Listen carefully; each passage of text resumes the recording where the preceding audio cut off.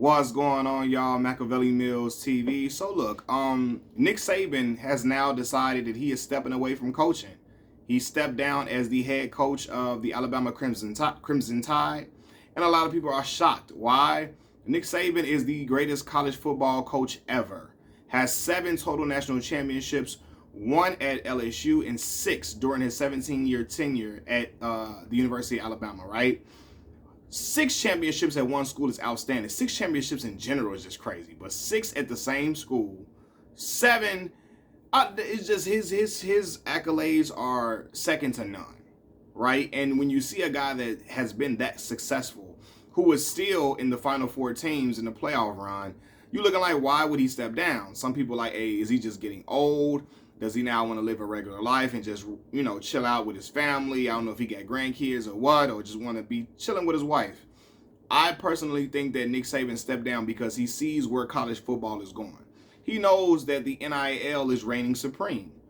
What do I mean by that? Now, it's hard to really have a dynasty in college football anymore. Alabama had dynasties throughout those years. And it's partly because they had a high retention rate. Guys weren't transferring. You were able to keep the best players that you had in-house. So you had a guy waiting on the bench to come behind Derrick Henry, to come behind Trent Richardson, etc. Right? Guys that were just in the waiting and they pull a number. Bo Scarborough, all them dudes, they were right there to fill that void. Now, guys getting paid top dollar. It's going to cost you about $1 million to $2 million to get a star quarterback. And then it's always a higher bidder. And what do you do with that? It's harder for you to really be a powerhouse. And I think he like, yo, this is kind of getting crazy. And it probably is stressing him out at his old age. What Nick Saban was like, he in his early 70s, probably like 72, something like that, right? And when you've been dominant for so long and you've been winning one way, a lot of guys are not really older people in particular. They don't really be for change like that. And he like, yo, I've been recruiting one way and being able to recruit off of the name of Alabama. And yeah, it's worked for him to still get top recruits, but he's going to really need more than the name of Alabama to really sell to get them top recruits now. You're going to have to keep paying them boys top dollar to get them to stay. Players are transferring left and right, even after successful seasons at schools. And it's like, hey, it's going to be harder to really be at the pinnacle, be the cream of the crop to win. And he like, I'm about out right now. And personally, hey, I get it. He like, I'm too old for that. You know what I mean? But yeah, I think it really is due to the NIL change in the game. You used to be able to pay players under the table, and the playing field wasn't, everybody couldn't get away with it, especially if you weren't the powerhouse schools. So even some of the powerhouse schools got caught. But if you weren't the ones driving in the revenue for the NCAA, you were gonna get caught. Right now, they've opened the floodgates, and you're able to pay players under the guise of image and likeness now, right? And even though I don't really be seeing these dudes on these commercials and these advertisements for this stuff, you see them on there a little bit, but it's really just, hey, I feel like it's the money coming from them boosters. Them boosters that are able to generate a whole bunch of bread to pay these players to come to the school and make their alma mater look good. You saw when Nick Saban was like basically begging the boosters. He was out here saying, hey, Jackson State paid a guy $1 million. He was talking about Travis Hunter, right? And, him and Coach Prime got into a little whatever. Coach Prime didn't appreciate that, right? But he was talking to them boosters, I believe he was telling them, hey, he was giving them that pitch. You got to up the money to keep these boys around now. And now he see, hey, it's rough out here. It's tough. And I'm not saying he runs from adversity, but when you're a guy who's already accomplished what he's accomplished, and you up in age, you ain't got time to be dealing with all this stuff, right? He don't got time to be doing it for these young kids. I mean, for the young men now. He really don't. And so he's riding off into the sunset. Now, it shook up the whole college world because it's like, damn, with Nick Saban gone, he is Alabama. Kids wasn't going to Tuscaloosa just because they want to be in Alabama. No disrespect for the people that's from Alabama. I got family from Alabama, right? From Birmingham. My grandma was born in Montgomery. But here's the thing. They not going there. It's not like Alabama is not a school that's in a sunny location on the beach, nothing like that, right? With all these big tourist attractions. Players were coming to play for Nick Saban because they knew Saban had a direct route. He built a powerhouse, which was a pipeline for them to go to the NFL. So now I'm interested to see what the names still carry that weight depending on the hire that they make. So it's going to be interesting to see who they hire. But yeah, man, I think it costs money to keep them boys in there and keep them, like, to be able to keep talent in-house. You can't cultivate talent in this time, in these day and age, right? Why? Because these other programs, they want players who already have game tape against other college players. It's bigger competition for guys who are like in a second, third year. People are trying to vie. They're vying for these players because they've already shown that they can produce at the college level against college talent. They want them more than they want the high school kids. Unless he like a 5-star prospect, can't miss prospect, 5-star, 4-star. Other than that, they're going to want to get them other boys that's already been playing to their program because they feel like, hey, they've shown that they can qualify academically, right? If you have high academic expectations. Some of these schools don't handle academic expectations when it comes to these student athletes, but some do, right? They've shown that they can qualify academically, and they've shown that they can compete at this level against the elite college competition.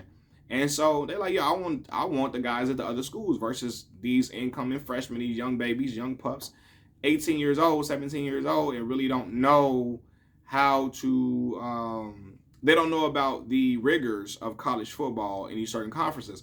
They're going to go after them dudes at Alabama, at Michigan. They're going to go for them dudes at these other schools and try to pay them top dollar to come over here. If I give you $2 million, you're going to come over here with me because it's going to change your mama's life. And you already are good enough to go to the pros. They're going to still notice you here. So, you know what I mean? Personally, like, I know somebody who got mega bread going to a school. Not mega, but decent bread. Very good.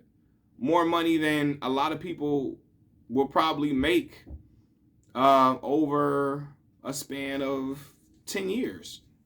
You know what I mean? So span of 10 to 12 years is more money than some people will ever make in that time period.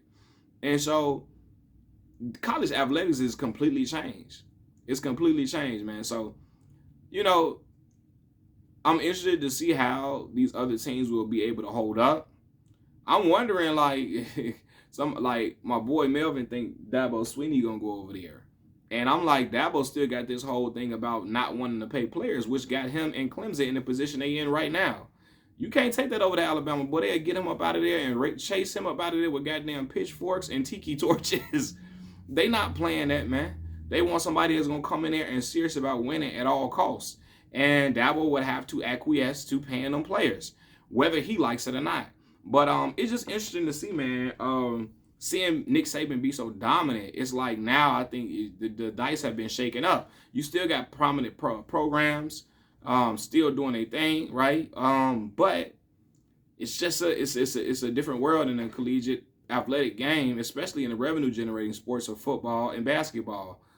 So man, I really want to know. I'm interested to see what happens. But yeah, I think Nick was like, yo, this is a game where they're gonna want my guys, not the freshmen. They're gonna want your guys more. They're gonna want the dudes that you got on your squad, not just your recruits. Because they know them boys can play at the collegiate level. And if the school like Texas A&M got $2 million to offer your guy, $2-3 million, they gonna do it. And who's to say your guy gonna stay loyal to you?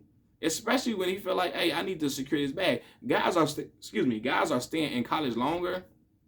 If they're not a first round pick, they're gonna stay in college all 4 years to get that bread. Young boy at Texas, right? He's staying in college because he knows, hey, this draft class heavy. I'm not going to be a top pick in this draft, a first round selection. I'm gonna stay and make more bread, and then come out following year when the draft, the quarterback position is watered down a little bit. It's not as heavy, right? The talent pool in the quarterback position is not as heavy, and I have a better chance of getting first round pick money. You know what I mean? So yeah, people staying in college longer to get more bread. And who's to say that the great Nick Saban can avoid those things?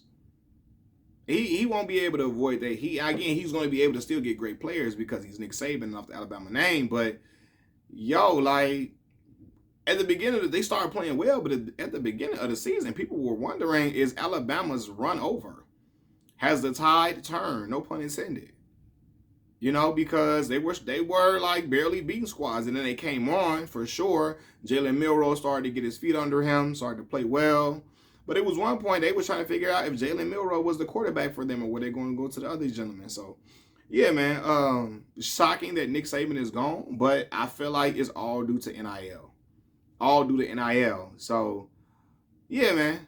Shout out to all the Alabama fans. I know some of y'all are pissed off. Some of y'all sick. Some of y'all crying to sleep. But, I mean, I hope y'all get a good hire that is still able to carry. He's not going to have the same cachet as Nick Saban, but they're still able to recruit heavily to get y'all in the position y'all want to be in, ultimately.